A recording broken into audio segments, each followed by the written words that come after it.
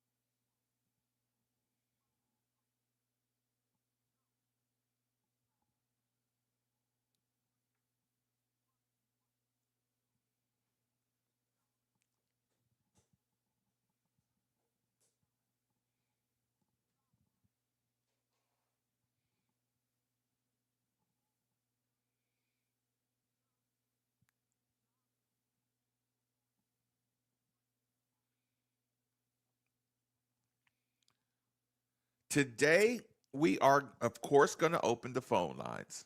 Today, we are, of course, going to hit the text lines. Today, we are going to analyze our team, what it meant for the victory, what it meant for our team on the field, off the field, around the nation, through the conference, all the vibrations that reverberate through the college football world. But Steve, here's the thing.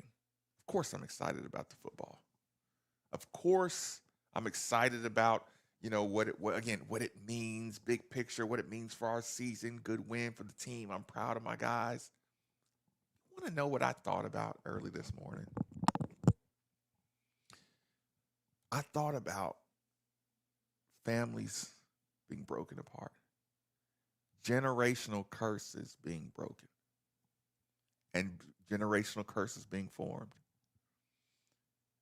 Steve, there used to be a commercial, and I thought this commercial was so unfair, and it gave a certain program such a distinct advantage over us. Now, I'm not even going to relive the commercial, but you know what I'm talking about. The sports college sports commercial that I hated the most 5 years ago. I didn't even want to mention it, Steve. Right during that game, Steve, on that Friday night, there's some kids that when they got home from their Friday night games, there was some kids who are not quite high school age kids, right? They were sitting there watching that game with their dad, with their OG dad. And you know what that little kid knows? He knows Lamar Jackson, Teddy Bridgewater, Tutu Atwell, Isaac Brown. But guess what, Steve? His dad is all about the U. And that kid was watching that game saying, I kind of like Louisville. And I could feel the tears of all those we used to be the U dads watching their future man child, future Louisville football recruits know that game is costing me my child. I'm going to lose my child in the future to Louisville and Jeff Brom because of what they just did in our stadium with us being number 2 in the country. and those kids are enough to know ask the question, Dad, did you know that Capers was from Miami? And Dad said, Did you know? Did you know all? Why does Louisville have so many guys from Miami, Dad? Because Miami players are the best. Well, why do all the best players go to Louisville? Because they're idiots. Well, would you be mad at me if one day I was able to go to Louisville instead of Miami? That's what happened on Friday night, Steve. Again, we can talk about everything that took place in the game, but the battle for the young recruits of Miami-Dade County, they lost a big, big chunk of what they love on that Friday night.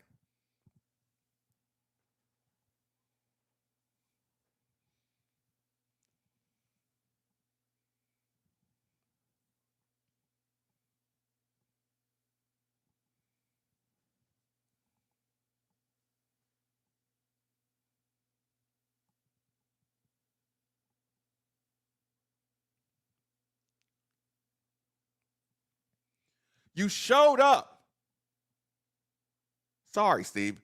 Everything you say, I might just scream out behind you because I want all good points to be driven home.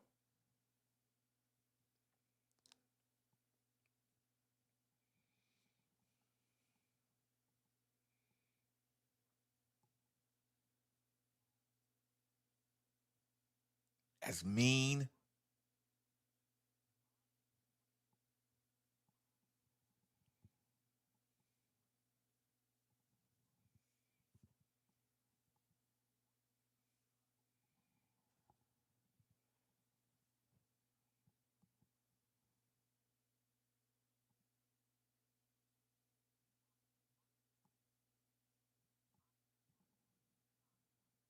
Ooh.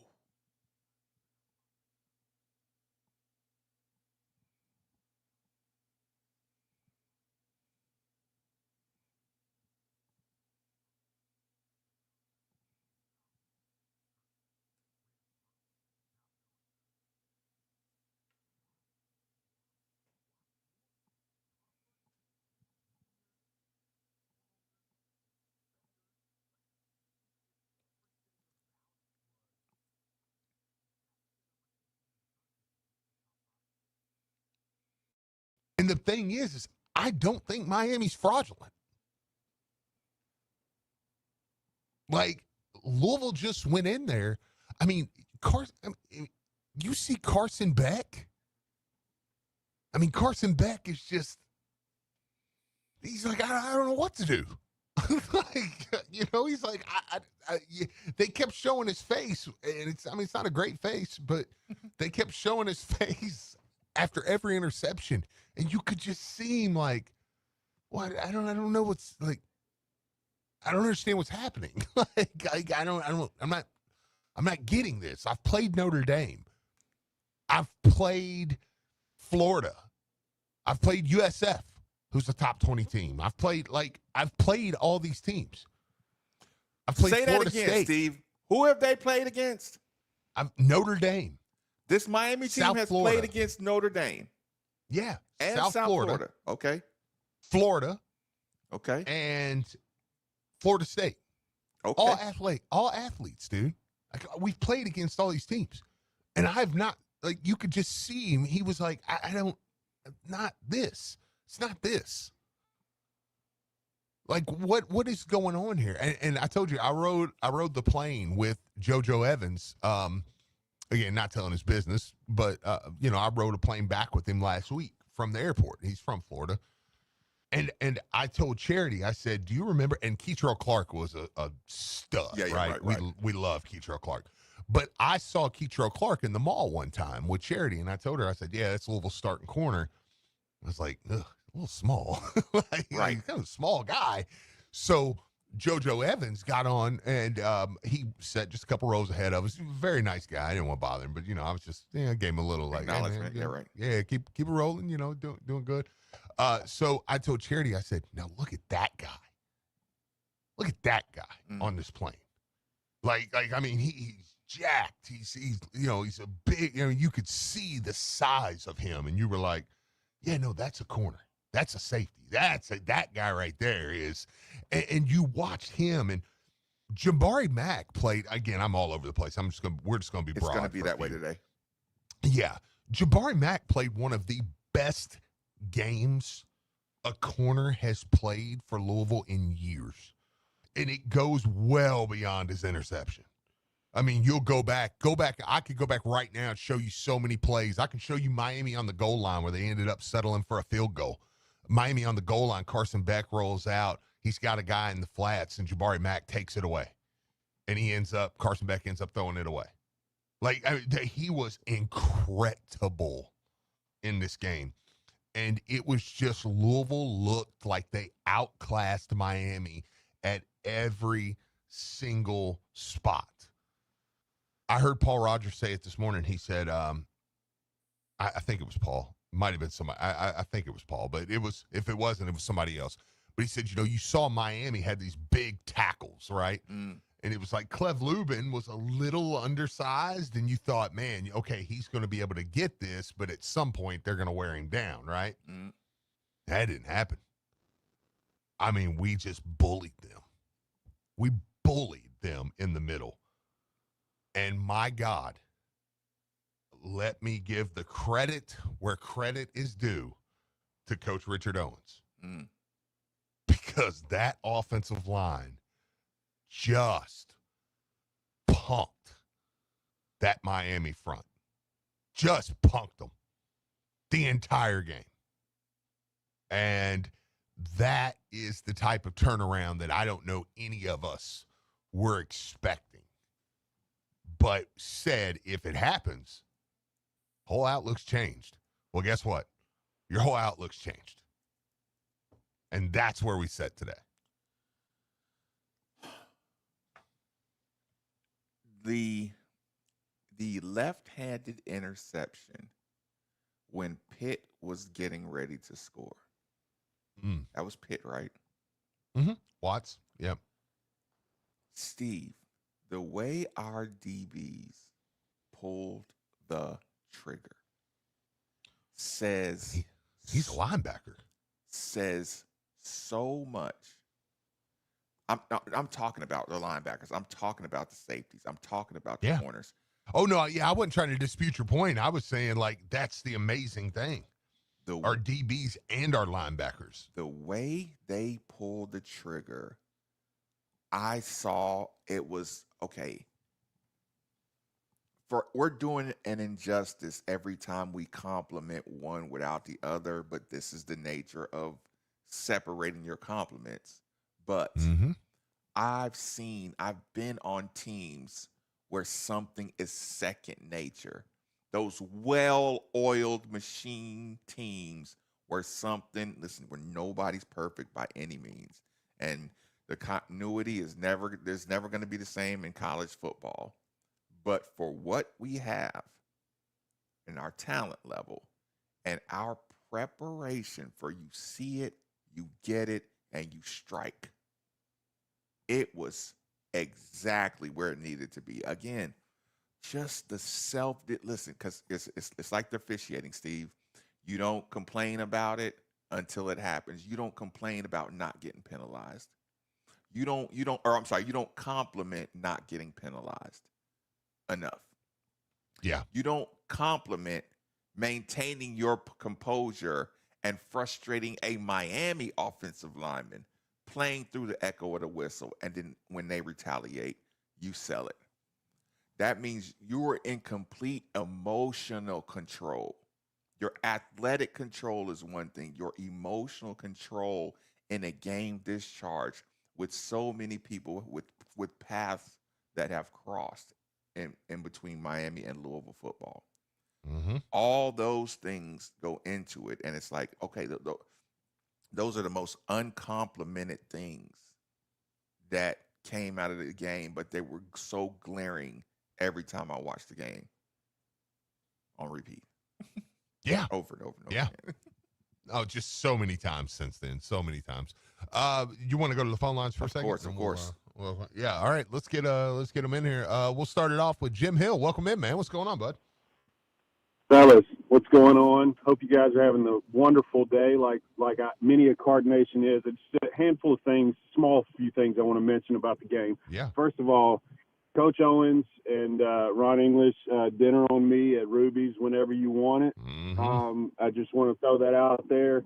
Ron English, you get your flowers. I hope he's listening. I don't know if he is. I mean, the defense, fantastic.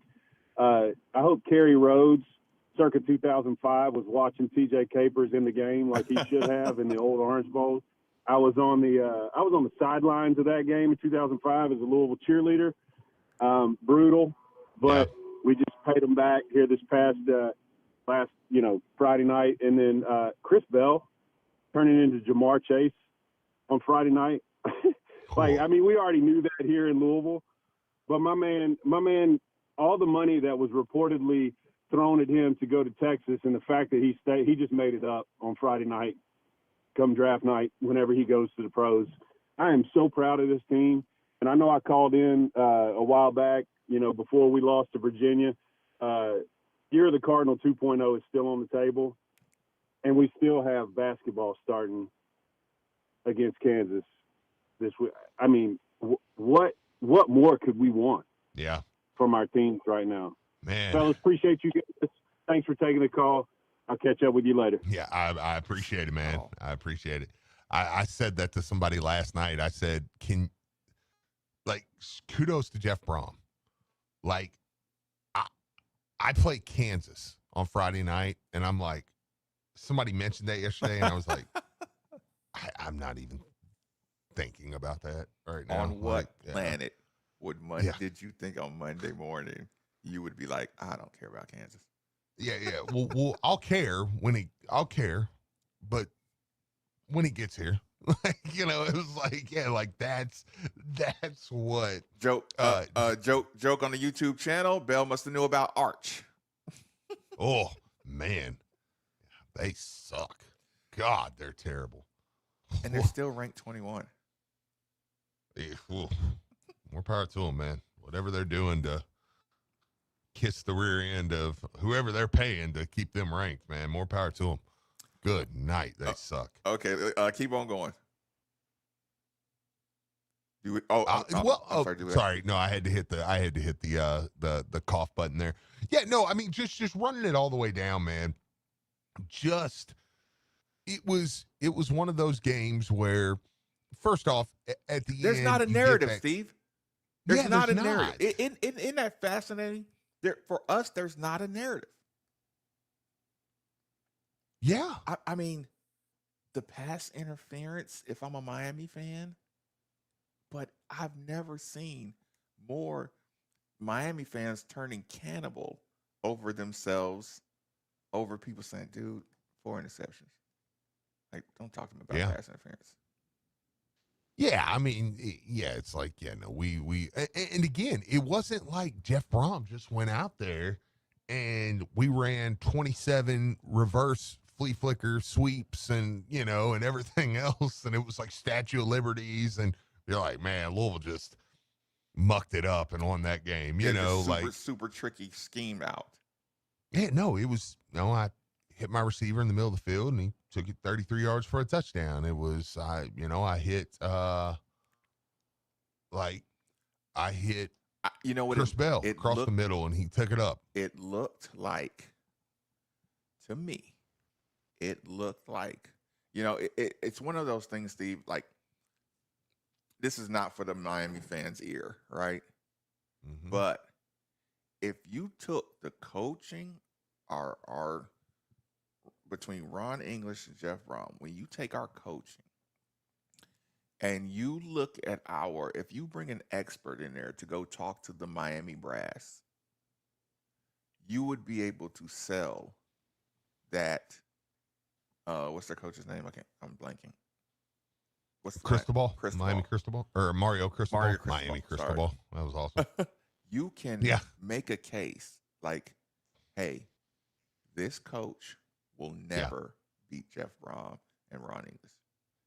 If Mhm. they know Miami's tendencies way too well Yeah. for him to beat them, unless you keep him at the leadership or clean the staff. Like you would have to have so much more to really be the Miami over Louisville. No, absolutely, man. I mean, it was just incredible, man, to watch that game and to leave. I don't know. It's rare in time when you play those big games and you leave and you go, man, Louisville would win that game 10 out of 10, and it was, we'll get to what it means going forward. I'm definitely going to get to that today. Because I said it earlier, it changes the whole outlook on everything. But just to kind of stick with what it meant for the brand, what it meant for a Louisville fan, just to, when you're watching your team line up on thirds and fourth down. We got the ball on the 1 yard line on the And didn't even the have to fake. get cute. Yep. It didn't get cute. It just said, just line up, just push, get in the end zone. Boom, touchdown. And we're not. There's nothing cute about this. When we brought in Deuce Adams for a package, it's not cute. It's just he's going to run the ball. That's what we're going to do. He said, Coach Brom said, I just want to give him something to think about. It was beautiful. Jody asked him after the game to kind of double up on that. Jody asked him after the game. He said, why did you have 3 quarterbacks out there? And he goes, I just wanted one more thing for him to think about. I'm not doing anything with it. Yeah. You got that clip, Nick? Yeah, we can hear a little bit of because Jeff Brom, he said so many things, so we'll hear a little bit of that. But yeah, just the thought that goes into that, and then you got it. Yeah, go ahead and play it. I want to hear that real quick. Offense, like you said, stalled a little later in the second quarter, but you kept going in that second drive. You got some different things going. In all the things that you ran with the 3 quarterbacks and 4 guys taking a snap and all that, it really felt like it made Miami kind of question, they kind of were on their heels a little bit, and you did keep them that way. Well, I had to convince our offensive staff. I said, hey, the first play of the game, I want to put 3 quarterbacks in. And they're like, what's that going to do? I said, hey, it's going to get them to think, hey, what's going on? They got some stuff here. And we just wanted to make them think and not just be completely by the book. And I just think every week we're going to have to do a little something like that. I was proud of the way we executed for the most part. We had the 1 fumble that was costly. But other than that, man, we took care of the ball. We forced 4 turnovers, and that's how you win the game. Yeah, just the little things, man. Like, that's what makes, it looked like, it didn't look like it. It was happening. Louisville was coaching circles around them. And we said that, I didn't believe it would necessarily happen. Mm-hmm. But on Friday we said, look, the best chance is if Louisville can come out, jump up on them, and then make them have to make decisions, make them have to play. And that's exactly make them uncomfortable. And that's what we did. When you jump right out 14-0, it was boom, boom. Before you could look up, you're like, this game's 14-0. Louisville's up. And you knew, hey, the odds are, it's not going to turn into just a blowout or anything. You knew Miami was going to have a counter punch, and you knew Miami, but man, when you were watching it, you're like, okay, now you guys got a coach. Now you guys, and I'm superior in every way to you when it comes to that. It's amazing when you watch that counter punch, right? And you ever watch like a fighter realize his punch can't hurt me? Yeah. When I sent my defense out there and it got to the point where even when they were getting first downs, it's like, how often were they in 3rd and long, Steve? You know what I'm saying? Yeah, all the time. As a football fan, you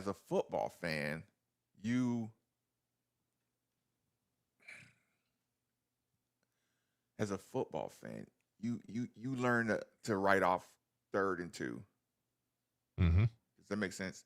You write Yeah, off. oh, yeah, 3rd and absolutely. 2. You say, Yeah. man, if we can get a stop, great. But 3rd and 2 is. When have you seen a Miami 3rd and 4, and we've gotten to the point where we're expecting a stop. Yeah, to get a stop. And expecting to get a stop. To see the ball come back, on a punt. Like, shoot, 3rd and 2. 3rd and that's 2. I'm like, we might stick him at the line. Because you're 100% right on that opinion. I don't lose it. But when you say that, I mean, dude, when somebody gets 3rd and 1, 3rd and 2, you're like, they're probably gonna get it. Whatever. And unless somebody makes a great play, but or you're 100% right. You have to gamble so bad on a 3rd and 2 that you're worried about them pulling out the trick play. Or here's the other thing, Steve. Anything past their own 40-yard line on 4th and 1, they gotta punt it. Yeah. I mean, when a team is in trouble, when they're down 10, Steve, and it's 4th and 2, and they gotta punt the ball. Yep. That's you enforcing your will on them. That's them saying, hey, I'd rather, think about that, a high-powered, top-price quarterback, according to reports, that's one of the most expensive offensive lines in the country. Their calling card is the value of their offensive line and quarterback. Yep. And if I can make you, if you're at the 45-yard line and I can make you punt with my defense on a 4th and 2, and you realize that your best chance is to kick the football to Colin Lacey, you have a better chance of kicking the ball to Colin Lacey than you have of getting 2 yards against our defense. And Steve, I'll take a quick second just to remind you that Colin Lacey, among FBS players, is number 1 in punt return yards. Yeah. Number 1 in return yards per game. Number 1 in 50, 60, 70 yards punt returns. Number 1, 80 plus and 90 yards. He's number 2 in punt return touchdowns in the country. Number 2 in punt returns over 30 yards. He's number 3. I mean, just number 4 in all-purpose yards. 137 yards per game. You would rather take your chances against him than try to go to get 2 yards. That's insane. And that is it's not insane, though. That's what it's like playing Louisville. Quick commercial break. Well said, Steve. 93.9 DeVille. Now that I'm a dad, I can't stop thinking about what would happen to my kids if something happened to me, like losing the house or not affording college. Yeah, that used to keep me up at night too. It's why I finally got life insurance from Ethos. It's 100% online. No medical exams, just a few health questions. I got $2 million in coverage for around $2 a day. I never realized it was that simple. Get your free quote at ethos.com/game. That's ethos.com/game. Rates may vary. Bill monthly. Sample rate 10-year term life policy for a 35-year-old healthy non-smoking male. Pretty soon, turning on the heat in your house will be a common event. And if you're not sure your heating system is ready for the winter months ahead, it may be time to call who we call at the station, DFH Company. This month from DFH, you'll receive a 10-year parts and labor warranty, and you'll finally have the temperature just right in that hard-to-heat-up room this winter. It's hard to stop a train, so call DFH Company today about a train comfort system at 968-6222, or look them up online at dfhcompany.com. Visit dfhcompany.com for complete program eligibility, dates, details, and restrictions subject to credit approval. Welcome to Tire Discounters. Oh, hiya, Phantom. Mike, you may be in big trouble with Chip Wood. Our owner? Free oil changes along with alignment? On any 4-tire purchase. And Goodyear's up to $200 off? Yeah. Sorry, Mike, but I'm telling. But the Wood family is behind all this. Oh, those rascals. But don't tell the accountants. Of course not. And what do they do again? Buy any set of 4 tires at Tire Discounters and get a free alignment and oil change. change. Make them good years and save up to $200 more. See store for details. Yeah, it's that good. Berno's Pizza. Thank you, Louisville. Berno's Pizza is the Community Choice Award winner 5 years in a row. Be sure to celebrate the football season and try it the Dano's way. Red pepper seasoning baked right into your pizza for the perfect cheesy, spicy kick. Serving Louisville-style pizza since 1977. It's that good. Berno's Pizza. Yeah, it's that good. Download the ESPN Louisville app today, powered by Bud Light.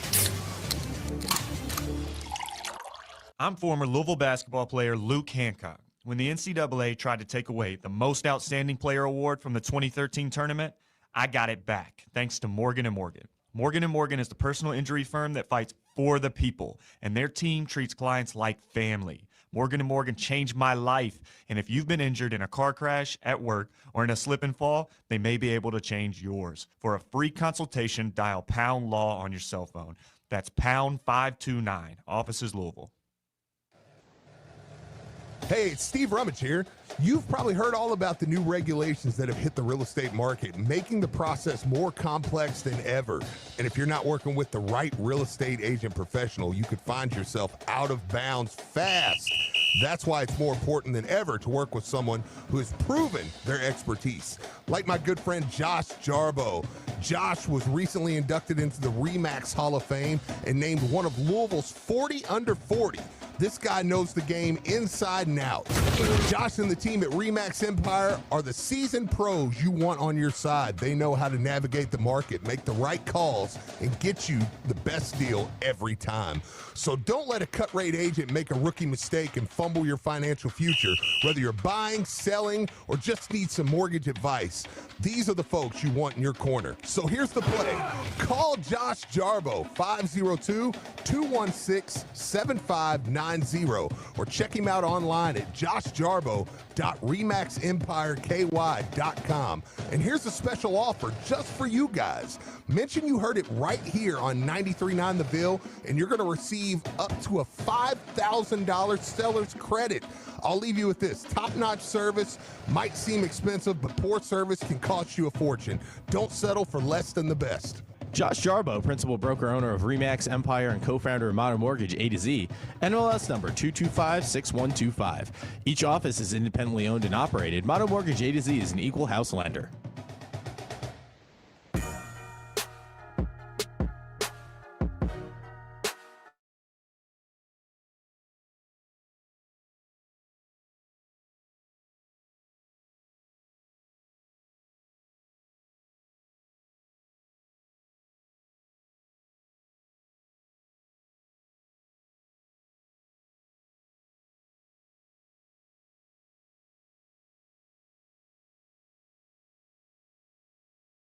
Will be one of the most valuable resources one could have.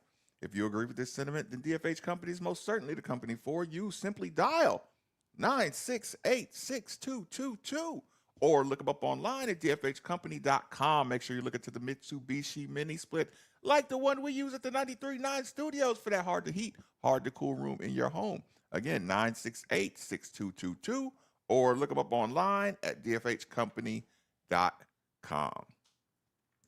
Coming out of that first segment, Steve, do you feel like you skipped over something? What's an underrated part of the game that we just glossed over?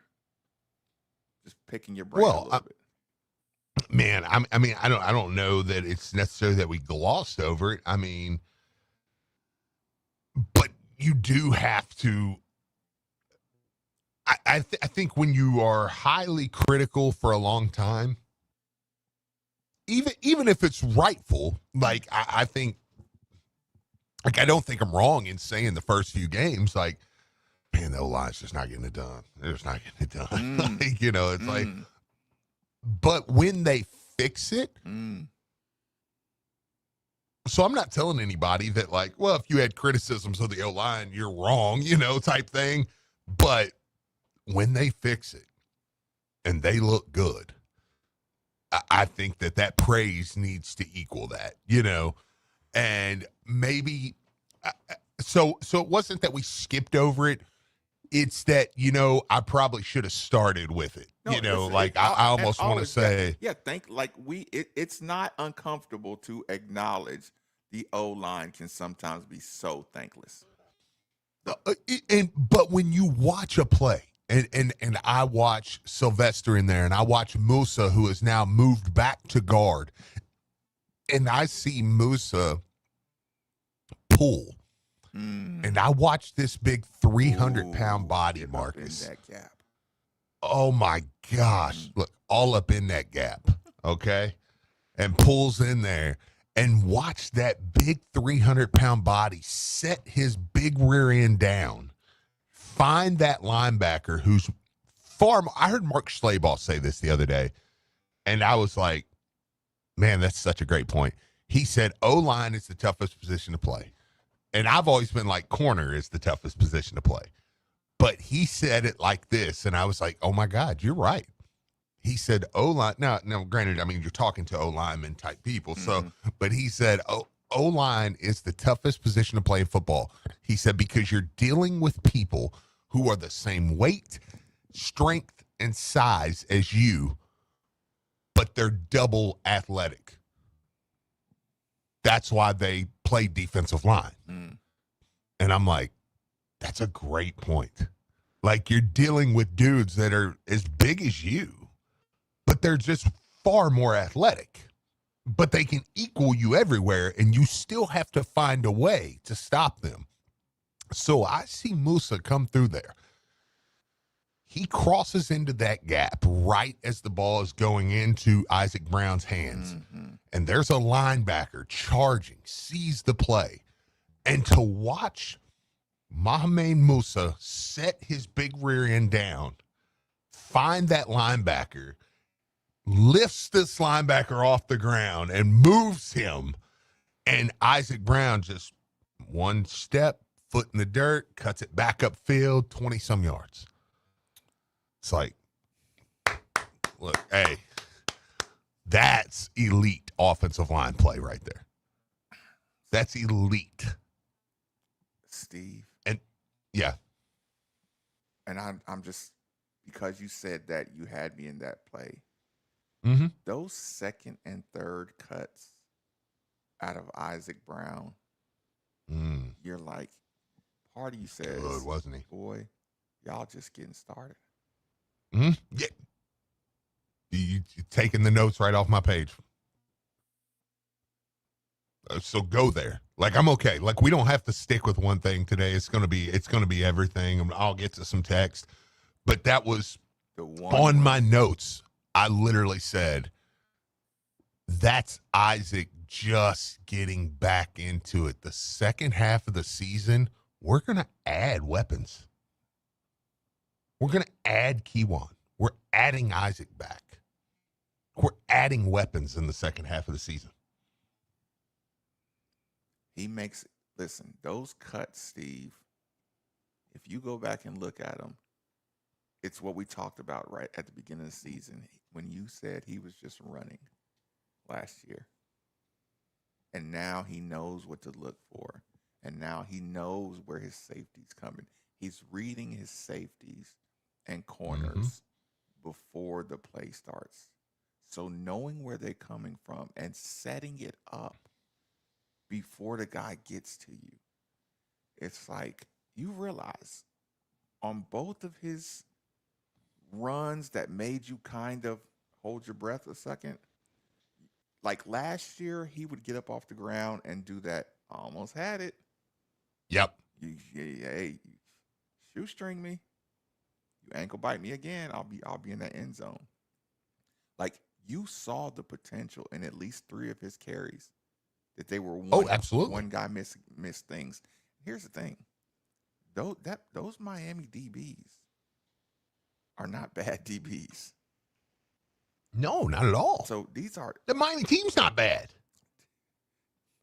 They've already beaten Notre Dame, Florida, Florida State, South Florida. Yeah. And beat them in a fashion to where now yes, I do get the we're back hype. They get it every time. but they've still won in a fashion, Steve. I'm sorry. They've still won in a fashion that says, okay, before this game, they were penciling Miami in as one of the top 4 seeds. Period.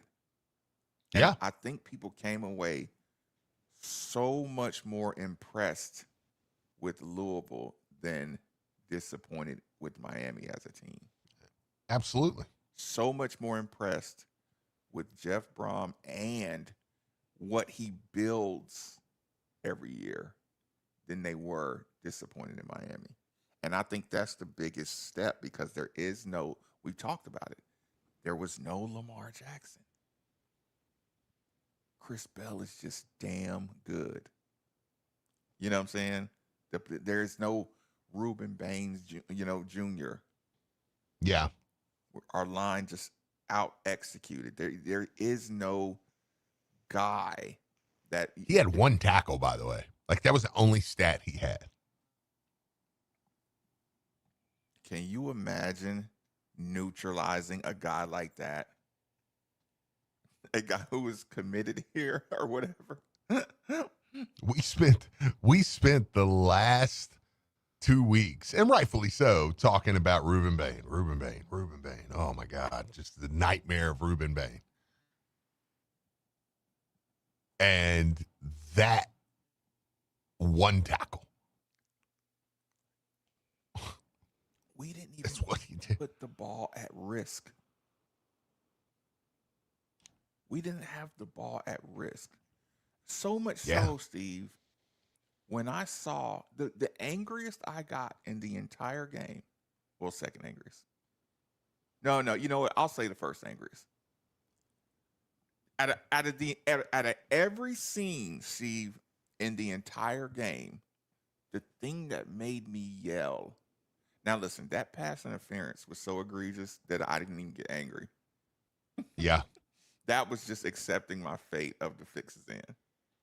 Yeah. Okay, so I didn't get angry there.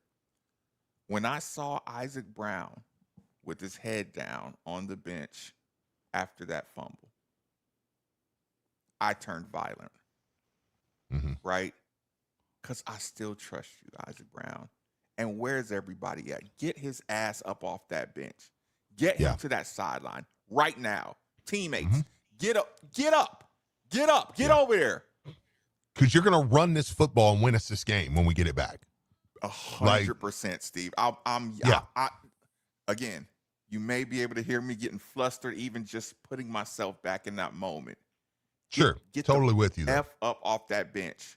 Y'all don't ever let him sit on that bench like that after a fumble. This is his second year of college football. Yeah. Stuff happens. You know what I'm saying? Get up. Yeah. Y'all get over there and get him on the line. I'm talking about right next to Coach. You take what Coach has to say to you. Yep. You get him right beside Coach. You let him look you in the eyeballs. You force him to say, you know what? I still need you. We're putting this game in your hands. So that's the only spot of the game where I was just angry. But outside of that, I'm like, the reactions were great. The camaraderie. I mean, kudos to Miller Moss to be able to come over to the sidelines and you can literally, I think, and I quote, put your effing foot where you're going to effing throw it. What the F are you thinking? Are you? And just to be able to, and just to be able to let that roll off, okay? People are like, why is Miller Moss crying after the game? I'm like, he's got to talk to Jeff Brom all game. I did say that. I just need somebody to hold me, okay? Speaking of, pull a Caleb Williams. I just wanted to go home and hold my dog. You remember that? Yeah. Last year. I saw Coach Brom yelling at Deion Branch. That 12 men on the field, right? He said, get them all off the field. He said, get every blanking one of them off the field. And Deion said, okay. Yeah. Listen, but whatever you want, man. Look at the eye contact of Deion Branch. Listen, like I said, Steve, you and I just being, again, what I love about this the most is 30 seconds of a game I could just watch for an hour and a half. And I talk about this when we talk about the basketball. I talk about when you have coaches that turn their culture into player-led cultures, right? Yeah. And see, Lieberman says it all the time, championship teams are usually player-led. Listen, that's a fact. The player-led part of it, but even watching Coach Brom yell and fuss and scream and looking at nobody takes it personal. Mm-hmm. It's so easy to take something personal if you're another coach. It's so easy for someone to challenge Brom or give an answer or a response. And then that turns into a viral clip of the coaches melting down on the sideline. Just the level of self-control that everybody has. You get a terrible call, you're moving on to the next play. It's like, no, I don't want to move on to the next play. That was a horse poop call. That was not, he literally pulled the quarterback down and laid him and spooned him, Steve. Yeah. We got to Carson Beck, and he laid down and nestled him from behind. Yeah. And they called roughing the passer. Yeah, but the thing is like we picked him off. The same guy, JoJo Evans, picked him off again in the same series. Was it 2 plays later? Yeah, it was a couple plays later. I think it was another third down. They just Golly. Did they just know that was the spot they were going to pick on? It's like, what were you doing, Carson? I know. But this is another thing, Steve. This is where, sometimes I think football maybe it gets a little too analytic-y at times. Yeah. Right? But here's where I'll say, when you start recording things like pressures and really applying pressures as a form of a mini sack. Yep. Making a quarterback uncomfortable accounts for so much of those bad decisions. Oh, so much. It's unfortunate that they don't end up as sacks, but that part of the game, the pressures, this is where coaches really earn their money by saying, if I get Clev Lubin, look at his pressure number. You get a lot of people, the sack, you don't have the sack number, so you're not finishing. And somebody will say, are you crazy? Yeah. No, I don't need him to finish. I need Renee Conga, Wesley Bailey, Clev Lubin. I need them to make people uncomfortable more than I need the sack. Let me give you a play. Clev Lubin comes off the edge. It's around the Carson Beck's nearly in his end zone, right? Mm-hmm. And Clev Lubin comes around from behind. Wesley Bailey's pushing up front. Conga's coming up front, like you're seeing it.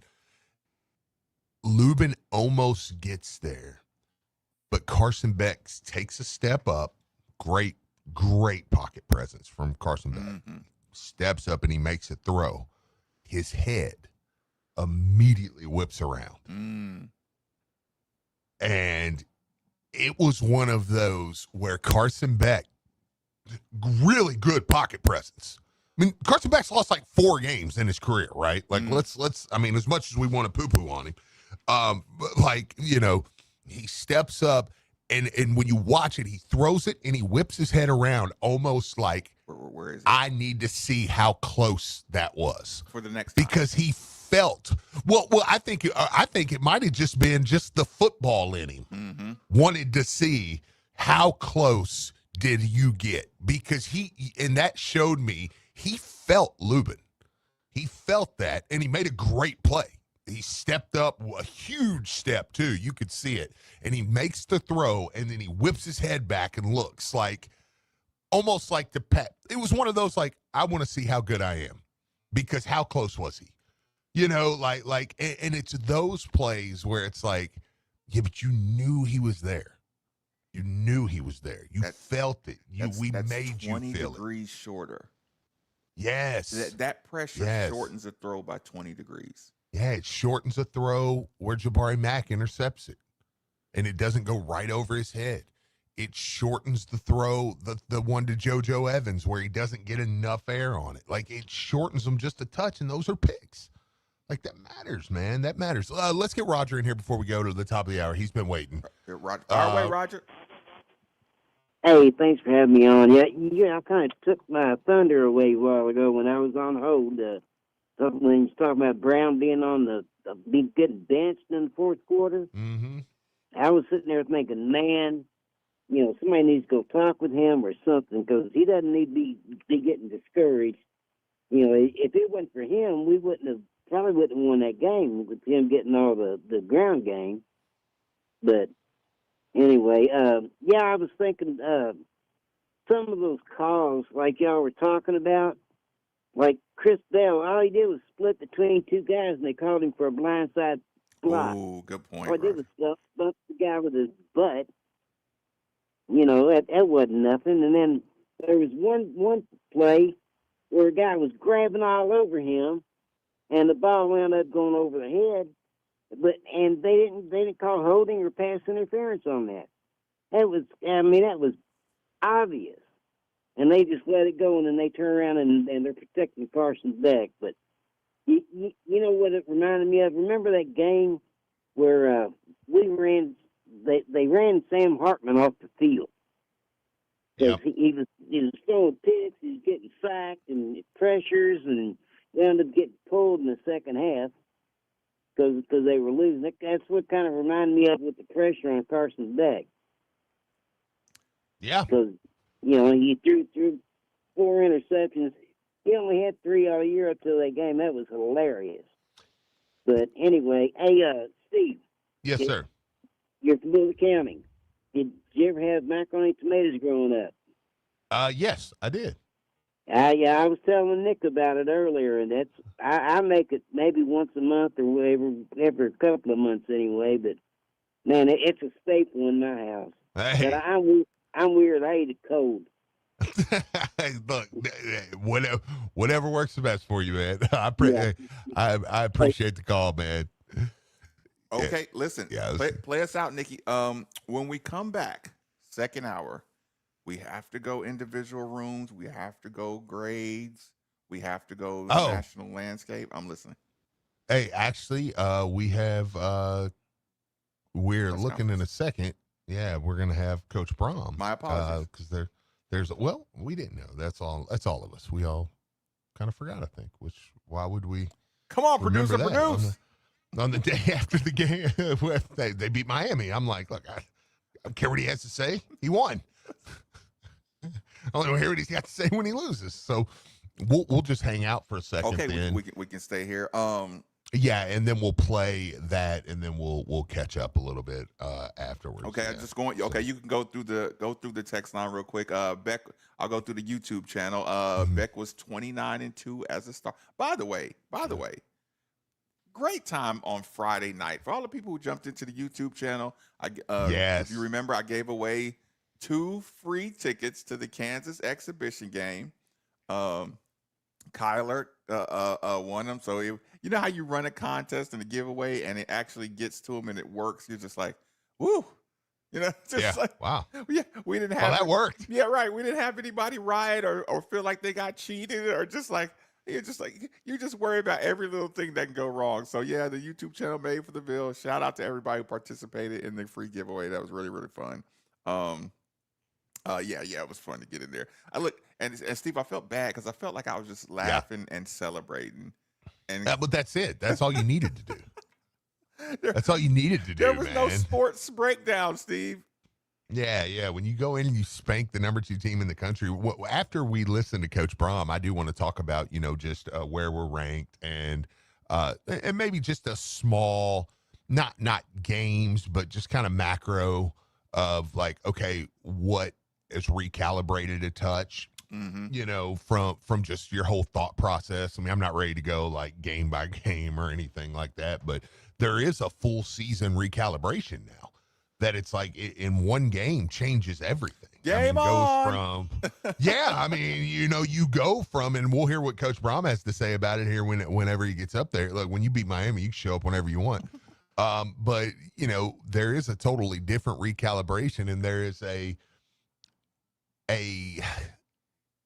little piece of me, Marcus, that goes, if you guys just show up, we get to sit in this for a few weeks.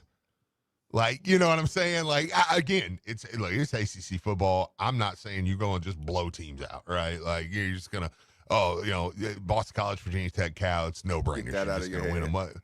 Yeah, like, you should win them, though. So, like, there is a part of me that goes, we get to kind of sit in this and move up the rankings and handle business. However, it's a recalibration for us as fans, and it's a recalibration for the team. Because now you're back to being the hunted, like now you're back to being the like, dude, people watch that game. You're number 19 in the country now.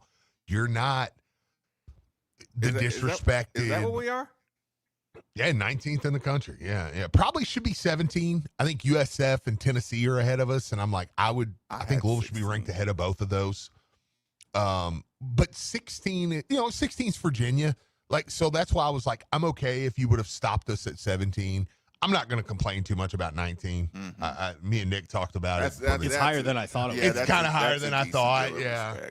I mean, which is, because I mean, you're coming from like almost 30, and they put us up to 19. So, I was thinking we'd be 22, 21, somewhere around there. And then I nitpicked because I'm like, Tennessee and USF should not be ranked ahead of us. Like, I'm sorry, but whatever.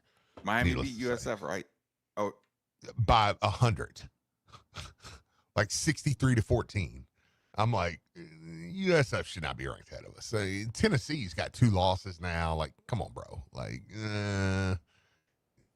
Louisville should be 17, but I'm not gonna complain there. But it sets a recalibration for the team too, because these next 3 games now.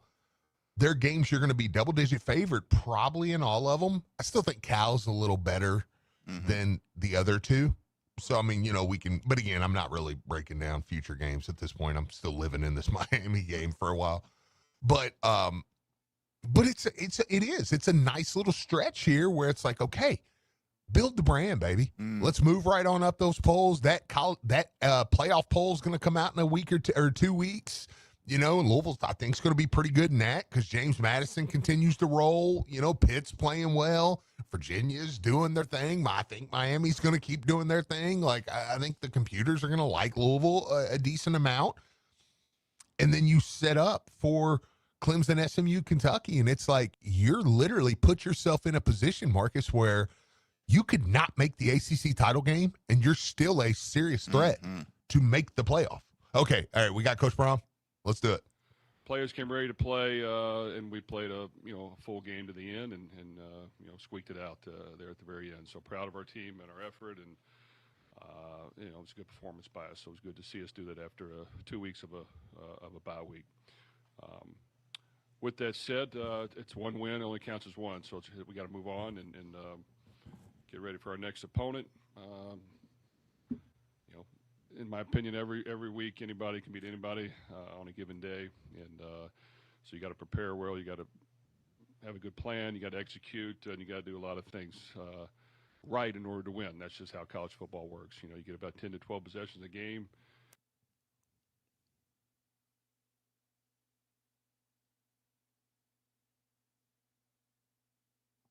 That happens. So we've got to play efficient football. We've got to try to get leads. Obviously, when we get a lead, it helps us play good football. This really was the first game that we had a lead, other than maybe Eastern Kentucky. So we've got to continue to try to play good early on and take care of the football while we're doing it and continue to find ways to get better and find ways to win. Jeff, the past couple years talked about the game after the big game. You know, obviously not as much success in those, but those were road games. How much does being at home do you feel like will help in that preparation to not have that let down? Well, I think you've got to practice hard and you've got to prepare hard, and you can't take your foot off the gas. It's been talked about before. I think as I looked at that, we played Wisconsin one year, Ohio State the next year, Michigan State the other. I mean, those aren't easy games, really any conference game is an easy game. So yes, we're excited to be back home. I think our team understands. James Madison came in here and had the lead, and we had to fight and scratch and get back. We have to play efficient football. We can't give team points, other team points. We've got to do the small things on every play in order to win. And I just think that, and we have to have a good plan going in as coaches. So I just think we got to put the work in, and hopefully our team realizes that the work has to be put in, the preparation has to be put in, and then we've got to perform and take the test on game day, and that will not change. And we've got to be good at it, and hopefully we understand that. Jeff, the offensive line seemed to get much better or play much better this past week. Was there anything reason why that happened? Did they just have a good game? And I got a couple other things I want to ask you, but go ahead. Well, I think that just like everything, when you lose,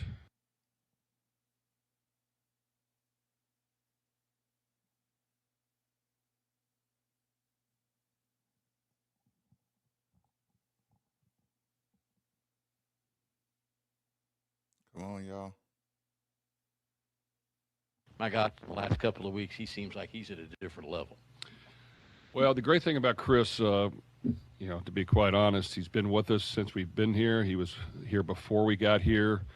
And while, he could have, taken his talents elsewhere throughout the time, he stuck with it. And I'm just telling you the importance of sticking with something, being comfortable in a system, being comfortable with the coaches and players and the workouts and everything ties together. You know what? He didn't have the most catches the last 2 years. I'm sure he wasn't happy with it. We brought in a transfer, and they did a really good job, but he had quite a few, and he contributed. He did a great job. And now he knows he is the guy. And we've got Colin and other guys around him, but he is the focal point. And because he's practiced hard for years now, and he continues to practice hard, I'll reiterate that. He practices hard every day. It carries over to the game. And if he continues to do that and we keep him healthy, I think he can continue to go out there and play well. And I know our quarterback is very comfortable throwing to him. Your secondary, what a job that they did. Just talk about them and your guys on your secondary. You've had some of them for quite a while, kind of the same deal. Have you ever had a team get 4 interceptions in one game that you could remember like that? Well, incredible. I think that, we have. I do think that we've gotten better on defense. I think our plan is better. I think we understand it in more detail. I think the communication and being on the right page when the ball snapped has been more efficient. That all pays off. That was a good quarterback and a good team. We got off to a 14-0 lead. We kind of kept the lead for the most part during the entire game, even though it got closer.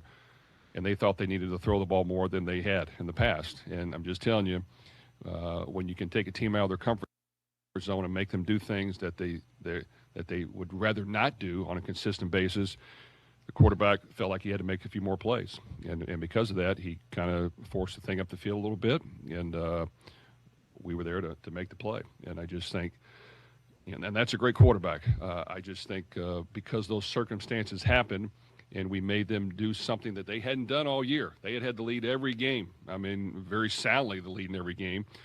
They were forced to have to throw the ball more than they wanted, and we took advantage of that. And we made the play when it was there, which doesn't always happen. We kind of tease our defensive backs. There's a reason you're a defensive back, not a receiver. But they proved us wrong in this game. They caught all of them. even one that was a penalty and got called back. They caught all of them, and they did a great job. So a great job by our defense, and they really came through for us. Jeff, speak to Boston College offensively, a good running back and an explosive wide receiver, and then defensively, last year, if I recall, they came out and did things you had never seen before. So how much does that make your guys really focus this week, knowing that they kind of surprised you a little early last year? Well, it was 20-0. We were losing. The fourth quarter, we were down by 10, and we had to fight and claw to get back. And you know, if our guys don't remember that, then there's something wrong with them. So, you know, it's the same coaches. They've, unfortunately for them, had a couple close losses that have hurt them, but they easily could have won. They have a good quarterback play, really solid running back, the leading receiver in the ACC. The defensive scheme gave us some problems last year. So, you know, we're going to have to play well. So I think that every team in our conference is competitive. You see it across the board every week, and we're going to have to play well to win.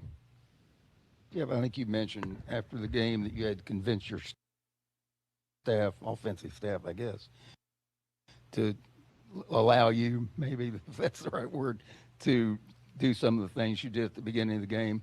How did those conversations go? Is that normal for you to have to sort of rule, I guess? Well, it was kind of a one-sided conversation. But I like to listen to other people's opinions and hear them shoot some things down just to kind of have some fun with it, and they probably did. But you know what? I think that in general, we wanted to get more people involved. In general, I wanted to make their coach think a little bit as well of what could happen or what may happen. And I wanted to put them on their heels a little bit. And I thought against this really good team, we had to have a few new wrinkles. And I thought for the most part, it was advantageous to us. So for us, generating rushing yards is important, however we can do it. Generating some confusion and teams to think while we're doing something can help us. Every little thing I think matters as far as trying to run the ball and pass protect and move the chains, convert on short yardage in the goal line. And we've got to continue to be creative with that. So I do think this opens up some things now that we can, utilize to have a change-up, whenever we need to. And without question, our players enjoyed that and had fun with it. And for this game, it worked. We, believe it or not, when we beat Iowa when they were number 2 in the country, we played 3 quarterbacks in that game. Our starter was Aiden O'Connell. We had another quarterback who was really good at the zone read stuff, and we used him for that. And we had another quarterback who was not good at it, but he could run the ball if you just told him where to run with the lead blocker, and we did that. So I just think you kind of it's important that we coach, and it's important that we do a couple different wrinkles every week and have it ready to go and have the guts to call it when we need to. Jeff, I want to go back to the offensive line, specifically Trevante Sylvester. He's a guy that I guess had some issues or whatever coming into the season, lost a bunch of weight, and was your highest graded offensive lineman against Miami. If you could just talk about his progress in return. Well, you know what? He loves football. He understands our system. He plays hard. He's got good feet. He's a good athlete. That covers up a lot of things when it comes to maybe lack of weight. But he did a good job for us, and he competes. And I just think that we adjusted a few things. It wasn't drastic, but we had adjusted a few things up front. I thought for the most part it helped us. There's some areas we for sure need to continue to clean up, but having him back who has been with us for a while, it's just like getting anybody back at another position. It can help your team, and I think he loves football. He loves to compete. He's been a great teammate, and we need him to continue to progress and play well and be as competitive as he is. Jeff, you mentioned obviously having some wrinkles, doing some different things against Miami. Chris said there was a play in there for him that you guys didn't run, but he's hoping you run it against Boston College. Just overall, I mean, a lot has been made about the plays that you run in the playbook. Where do you get the most inspiration from in creating all of these different plays? I mean, is it somewhere, obviously the answer is other teams, but where is just some of the ways you kind of get inspiration from doing a lot of the things that you do? Well, with me, I may be different than others, but I'm always scared we're going to lose at the beginning of the week, and so I try to, all right, I got to think outside the box and how can we create some plays and points, and I hate losing. So it's not till the end of the week that I start to feel a little more confident. But we just kind of threw some different wrinkles in, and yes, Chris has some plays that he can take advantage of. We didn't get to those, but he was a good decoy. I just think that. I've been involved with the defense more since the end of last season, especially in the off season. I think they're off to a great start, and I try to see things from both perspectives and what can give them problems. And sometimes if you're only in the offensive room, you get narrow vision, and vice versa in the defense room as well. And I know what I think throws them off a little bit, which sometimes you're like, why does this throw you off? But it does.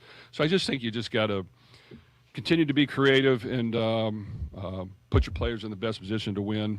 And while you need to have a system and a package, it's okay to tweak that and throw some adjustments in there if you think you're getting your ball to the best players and if you think it can help you win. And you know what, like I said, sometimes it works, sometimes it doesn't. Sometimes it looks like crud, and then you're like, why did I do something so stupid? So you just continue to work your way through it. Jeff, to go off of that a little bit, you mentioned fun the other night a couple times. Chris talked about how much fun they had in practice, and he said people were kind of like, what's coming next, and to see what's happening. Even one of the defensive guys said that they kind of fed off of that. How much do you need that in the middle of a season when, it can get, long days and nights and things like that? How much fun do you have to have? Well, I think it's very important. It is a game. We all want to win. We all want to win bad. Players, coaches, fans, everybody, which is great. We want that. But, man, you work year-round, and these guys work year-round, and shoot, we just had one loss, and you just feel like crud, man. You get down, and you're like, gosh, dang it, man, I wish we could have done this, and that. And you don't want it to deter the same work ethic you had and the same energy and the same drive that you had to be great, because it easily can. People read and they hear things and see things, and all of a sudden you lose. You're like, oh, okay, shoot, we're the worst team in the country. So you got to just find ways to make it fun. I want our guys, throughout the season, hey, heck, we win. I hope we win them all. But as things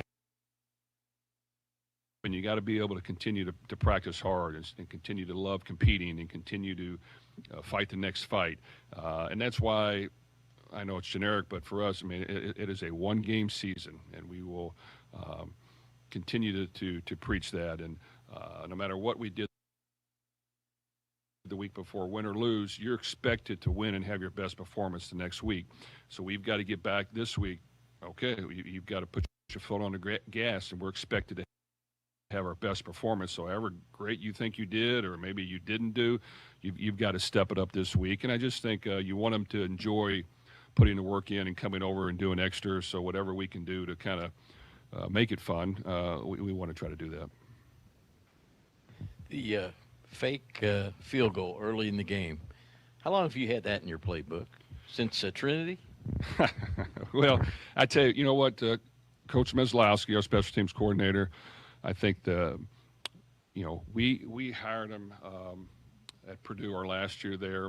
He was in a quality control role.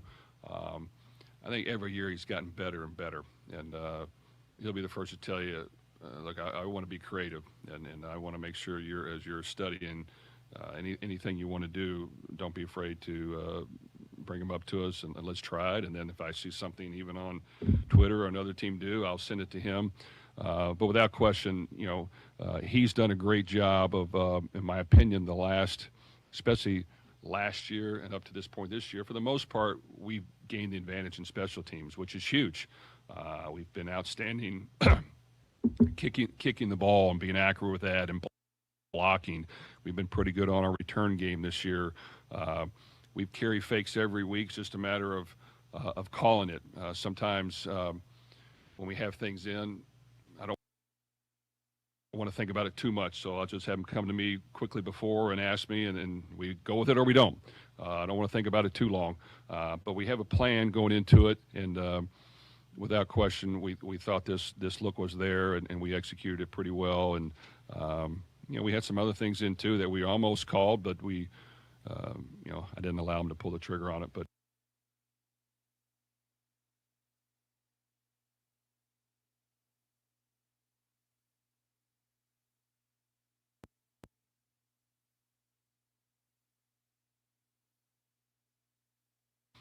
And I can't talk more about the work ethic he puts in to do that. With him, every player's different. The guys that care so much can sometimes press during the game because they just want to make every play and they want to do things right. They've got to be able to, pull back from that and play a little looser, but be smart as well and don't think that they have to do that. Right now, he's not the most mobile quarterback in the world, and when a play breaks down, he's got to be able to get up in there and get us some yards, or occasionally tuck in and run it, which we've talked about every game. I don't think any rushes again other than some sneaks, so we've got to continue to work through that. If he does have to get outside, he's got to throw it away. Unless someone comes open, we don't need to force it. There were a couple times it was a little close there, so I just think he's got to continue to make good decisions. What he can do, he's an accurate passer. He can see things. He's played a lot of football. If we can get some things open and spread some things out for him, I think he can deliver the ball accurately. Sometimes I tell him, look, every play's not going to be open right away. You've got to be able to have some patience and allow things to develop and work through things. And he's continuing to do that. And I think, these guys really had a good pass rush, and he knew that. So I think sometimes just relaxing in the pocket, throwing, having great poise, and standing in there firm and strong. I tell him every time, I say, every throw, I need you to throw with conviction. Follow through, snap the wrist, be on balance, and if you do that, I'm fine. But you can't get caught going backwards and being indecisive too much, and that's easier said than done. You got people coming at you from all angles. You got blitzes coming. Sometimes it's blocked, sometimes it's not. And you just got to know where that outlet is. So I just think we'll continue to work through that. But that's with every quarterback. So even the ones in the NFL, you got to continue to work through that every week. But I thought he came ready to play. He was accurate with his passes. He played a really good, solid football game, and we just got to continue to, play good around him. I thought it helped that we were able to run the football and had some balance and didn't have to throw it 55 times a game.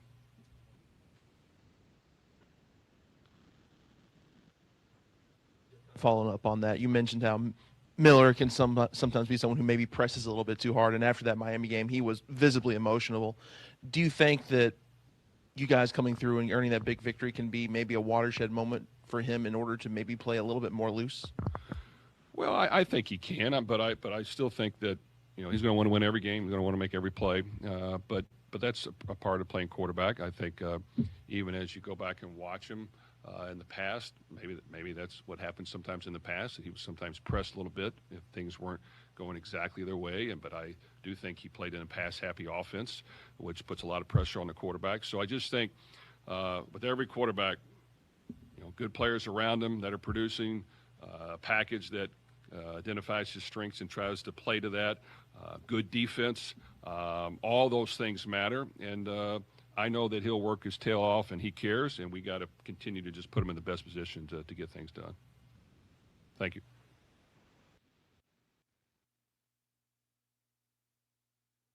Go.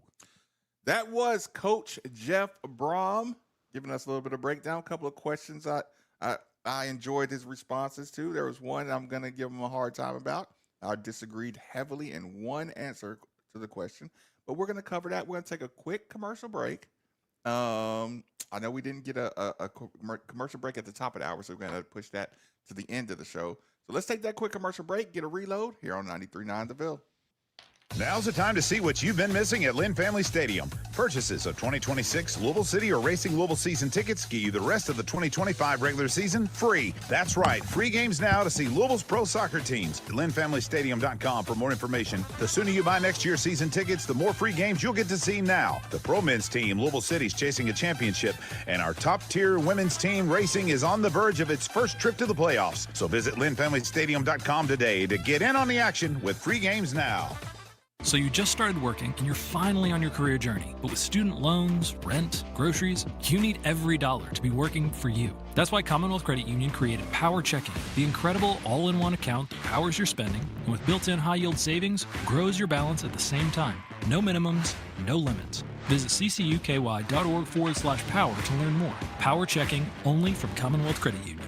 Here, we see you differently. Insured by NCUA. Call us at 1-800-228-6420 for details. Hi, this is Paul Rogers. Over the years, I've seen how injuries can slow anyone down. That's why when someone needs expert orthopedic care in Louisville, I point them to Ellison Bodenhausen. For over 50 years, Ellison Bodenhausen Orthopedics has kept Louisville moving at home, at work, and on the field. With 10 board-certified orthopedic surgeons and 4 convenient locations, they treat everything from fractures and sprains to joint replacements and chronic pain with expert care and real results. Same and next-day appointments are available at all locations. Walk-in clinics are offered every Monday morning from 8 to 9:30 at East Point, Dixie, and St. Matthews. Call 502-587-1236 or visit enbortho.com to schedule. That's at Ellison Bodenhausen Orthopedics. The care you deserve, the results you expect. Do you want to grow your business? ESPN Louisville wants to help take it to the next level. Let ESPN Louisville assist through the best sports talk, the power of local and national sports news, brand building and connecting fans through audio and digital elements, live broadcasts, and much more. Hey, it's Mark Blankenbaker here, and I've recently discovered Hectare's low-dose Delta-9 THC and CBD infused drinks, your new go-to for a hangover-free buzz. Sip on bold flavors like dragon fruit or the delicious blood orange vanilla with 5 milligrams of hemp-derived Delta-9 THC and CBD. It's federally legal, low-calorie, and hits in just minutes for a smooth social vibe. Hectare's is my alcohol alternative so I can stay California sober for a buzz without the booze. Find Hectare's THC seltzers at your local liquor store or online at hectares.com. Sip, smile, and find your vibe with Hectares.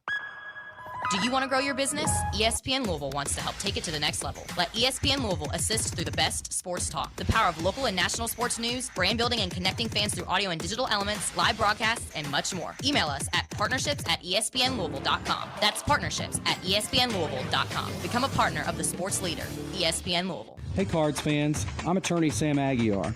After an accident, there's a lot on the line, and you only have one shot with taking on the insurance company. At Sam Aguiar Injury Lawyers, we go over the top for all of our clients to get them every dollar they're owed, and we win big. All clients get our bigger share guarantee, so you always get more, and there's never any fee until we win. So give us a call and let our winning team get to work for you today. We're here 24/7 at 502-888-8888. Hey, Cards fans. Do you or a loved one suffer from gout? Gout is a very painful form of arthritis that can also lead to kidney and heart disease. I bet you didn't know there's now a Gout Center of Excellence right here in Louisville. They use the most up-to-date clinical guidelines and FDA-approved treatments to get you relief fast. If you have gout, be sure to call the Gout Center of Excellence at 502-719-2472 or visit them online at ralouisville.com and be sure to tell them Marcus sent you. Your home is your fortress, and your first line of defense is your roof. So if your roof is under attack by either Mother Nature or Father Time, you should be calling Citadel Roofing and Construction. Citadel Roofing and Construction is locally owned and operated, will provide free inspections, estimates, and of course they'll work with your insurance. Did I also mention their A+ rating with the Better Business Bureau? Let Citadel Roofing and Construction protect the roof that protects you by calling 502-219-7964 today. Here we go.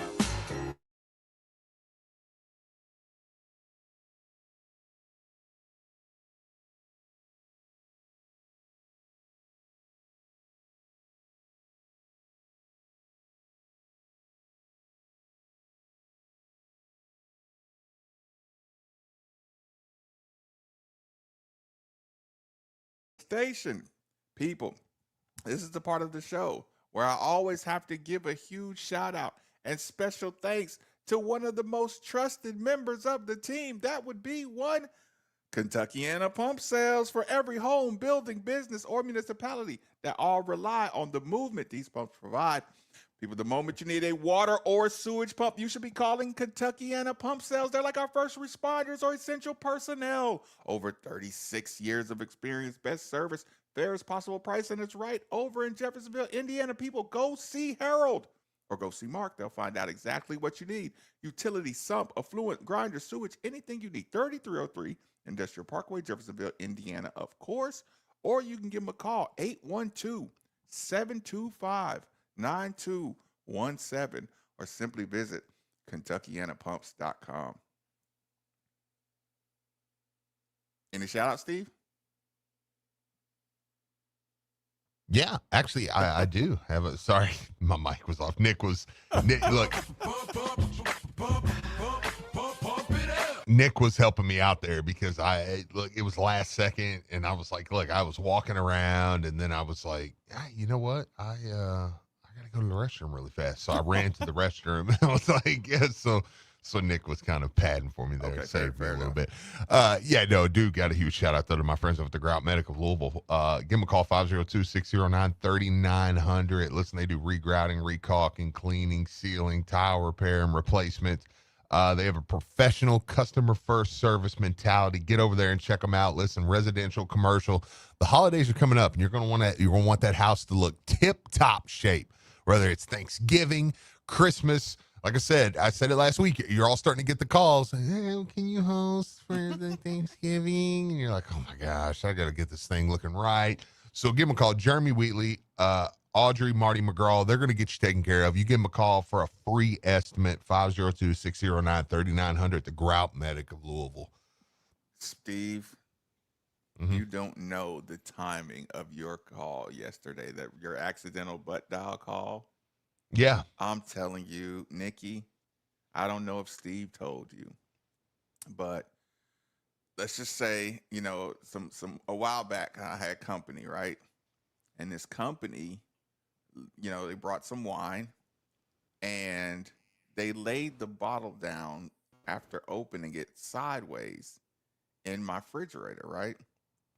And Steve, I had just cleaned my refrigerator. Like, I'm talking about remove the drawers, remove the shelves, remove everything. And I cleaned my refrigerator to tip-top condition.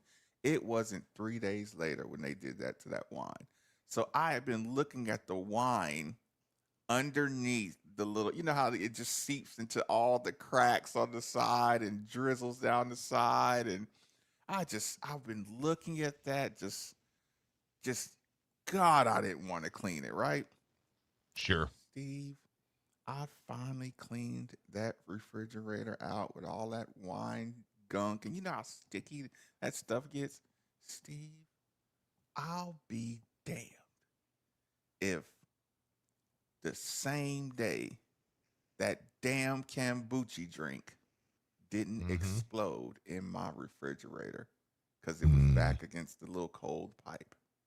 It exploded, Steve. And right after I opened my refrigerator, I was just like in that moment. And then you called.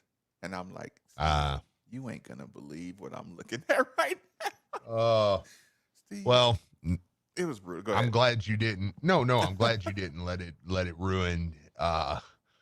Because that's one of those things you'd be like, wow, it's just a crappy end to a great weekend. Absolutely not. Okay. And it's like, no. Any quick takeaways from the Jeff Brom press conference? Yeah, I mean, God, the first question, Jesus God. Just, it's like the very first question. Well, you typically lose the next game. What do you think? Oh my God. I wanted to, that's why I don't go to press conferences. I would have probably let out a groan in the background. You would have heard. I guarantee. Ah! I guarantee it. At the very least, you'll get one of these. Yeah. Yeah. Like, well, we played some. I'm glad he said that. I'm glad he said that, Steve, for the narratives. Like, hey, I don't just lose next games. 1 year it was Ohio State. 1 year it was Wisconsin. And I'm at Purdue. I'm at Purdue, y'all. Do you know how difficult it is to rebound from beating a top 10 team to playing Ohio State next. Yeah, I know. Like, we're not saying that it's not a conversation at all. It's okay. It's not to me because that's what the Sharks look for in gambling. Because everyone who's ever been around a college environment or a college kid or played any college sports knows that the most unfocused week, and no matter how much the coaches try to tell you, hey, you got to stay focused. You got to get off your feet. You got to stay in your bed. You got to be in bed by a certain time. You got to hydrate all week, gentlemen. Yeah, coach. Every coach says it, Steve. And it's one of the most difficult things to do to recover, unless you're, like you said, unless you're one of those. I got a complete, who's my band? A Nick Saban, just an iron fist on the on the whatchamacallit, the depth chart. That's something like missing curfew. We have an All-American backing you up. Those are the teams that can upset somebody or get a big win and then get a big win next week. Most people, you're going to lose about 30% of your team to partying at least a couple of days after you beat the number 2 team in the country. So that's why I don't make him have to apologize for losing after a big win. No, any coach, I don't blame for having to apologize after losing the next game unless you, I don't know, but you can't lose next time. Yeah. I mean, with all that being said, you can't lose to Boston College. Hey, if you do, I will. I just went on that big long rant speech, and the first thing that thought in my mind is, Marcus, shut up. Yeah. I see myself with a loss to Boston College going, I hate everybody here. No, look, but this team, man, I mean, listen, the way it happened and the way the first half of the season, it wasn't like we just were clicking on all cylinders early and then it's like, okay, we got a big win. Now it's like, it almost feels like you're hanging on for the rest of the year. This, we touched on it earlier. Mm-hmm. It feels like we're hitting another gear. Yep. Going into the second half of the season, and we are directly mid-season right now. Yep. And with 6 games left, 4 of them at home, by the way, it feels like we're hitting a different level. Isaac's going to get healthy. Duke's going to get healthy. Keewan's going to get healthy. I mean, Miller Moss is getting better and better. I mean, we'll probably tomorrow. I'll probably spend a little more time on Miller Moss and. Because that may be a whole hour of the show, just in the little things that he did on Friday night. It feels like we're getting better at midseason. Okay. Not the other way around. Listen, and you say better, I'm feeling like we're just getting the motor going. I feel like we were just trying to we were just trying to survive the injuries early. I feel like you're just now starting your season with your full complement of guys. Yeah, absolutely. Okay, so 2 little things that stuck out from the press conference. Number 1, the fake field goal. Mm-hmm. That's got to be a touchdown, right, Steve?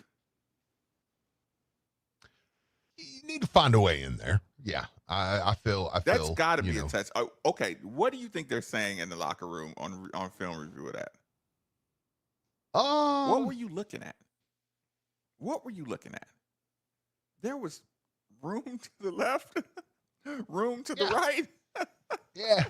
You chose to run directly at, and good job to not get a holding on the goal line. Great job. Because I'm telling you, I got a gut feeling, Steve, that referee was dying to call a holding. If he would have blocked any harder at that goal line, that would have been a holding. Yeah, you're probably not wrong on that. I still am kind of like, it was such a great play call, but like, I do kind of look at the holder, and I'm like, hey, you just got to get in, dude. Steve, when Just that gotta get in. he is the backup hold. I don't care, Justin. He said, Marcus, he's the holder, bro, not you. I don't care. I don't care. Listen, those holders, and he's a backup punter. Those were good athletes. I saw him. There's a reason they put him in there because he's a good athlete. And Listen, Marcus, I say it all the time. I beat Miami. The fun's over. Season's not fun anymore. Steve, Friday was fun. I'm going to critique the holder. Listen, that holder, if he never gets this opportunity again, what is when that holder is on 93.9 in the year 2037, right? He's and his co-host is going to be like, you didn't get in the end zone on that. You had a chance as a backup punter to be in the end zone in Hard Rock Stadium against the number 2 Miami Hurricanes with the perfect play call, and all you had to do was get into that end zone by not running straight into the one guy that could get you. Well, but I will say it would have taken away my favorite moment of the game, watching Miami's crowd and their players celebrate giving up a first down. I was like, why are they celebrating? I was like, did they stop us? Like, I'm like, wait a minute. Like, I'm questioning my own self. I'm like, wait a minute. Was that not 4th and 2? Like, did we not? And let me put the cherry on this one while I'm picking on the backup punter / placeholder. Which, by the way, I got to tell you something that happened during that play that scared me. About me. Okay. Well, listen, let me say this. When I go back and look at the replay of that, right? It's one of those things that also go unnoticed. And being that my son wasn't a Pro Bowl special teamer, he talks about this thing, a lot, which it never was a thought to me until he talked about it. Do you know, Steve, the level of poker face it takes to not give away anything? I mean, Steve, down to a wide receiver who adjusts his mouthpiece when it's a pass play. Like all on a field goal, all it takes is for the kicker to do a double take or the placeholder to do a double take. Something. Maybe they jog out here a little faster. Anything out of perfect rhythm, Steve, alerts the defense that something may be up. Yep. Anything, listen, and for God's sakes, the cameras that stick on Jeff Brom's face before any big play, they love watching him, don't they? So you wouldn't even be able to hide it if Coach Brom even said anything in that position.